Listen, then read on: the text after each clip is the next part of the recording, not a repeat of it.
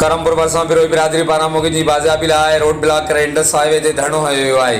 हिकु हफ़्तो अॻु कंदकोट मलीर इंडस हाईवे तां हथियारबंद नाथां रात जो देर सां ट्रक ते फायरिंग करे ट्रक खे रोके अगवा कयल ट्रक ड्राइवरनि मोहम्मद यासीन बिरोही, कदीर अहमद बिरोही ऐं जलालुद्दीन बिरोही जी बाज़ियाबी लाइ सिंधु बिरोही इतिहाद जे सॾ ते बिरोही बिरादरी पारां सिंधु बिरोही इतिहाद जे मरकज़ी जनरल सेक्रेटरी मीर मुज़फ़र ख़ान बिरोही, मोहम्मद नवाज़ बिरोही, अहमद नवाज़ बिरोही, डॉक्टर हफ़ीज़ रहमान बिरोही ऐं ॿियनि जी अॻुवाणी में बिरोही बिरादरी पारां करमपुर भरिसां करमपुर कैडेट कॉलेज वारे इलाइक़े मीर बगन ख़ान बिजाणी लाड़ो वटि रोड ब्लॉक करे इंडस हाईवे ते धरणो हणी मुगिन जी तुर्त बाज़ियाबी जो मुतालबो कयो वियो आहे। रोड ब्लॉक हुअण सबबि रोड जे ॿिन्ही पासनि खां मुसाफ़िर गाॾियुनि जूं डिघियूं कतारूं लॻी वियूं आहिनि।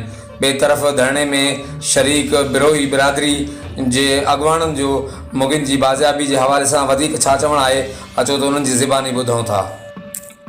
असांजा माण्हू जेके अगवा करे विया आहिनि डाकू राज, उन्हनि खे एटी टाइम ॾिनासीं कानून जे तरीक़े सां आइन जे तरीक़े सां, उन्हनि बाज़ियाब न कयो। हाणे असां मजबूर थी करे रोडनि ते अची चुका आहियूं। असांजो क़ाइदीन बीठो आहे मौजूदु। तव्हां सां अॻ में 3 दोस्त हितां हुआ थिया आहिनि जेके धाड़ेलनि जे चंबे में आहिनि। मुसलसिल हिकु हफ़्तो गुज़री वियो आहे।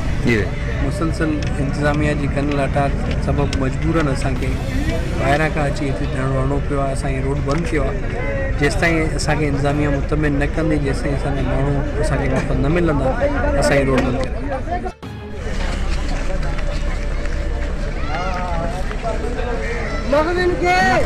नारो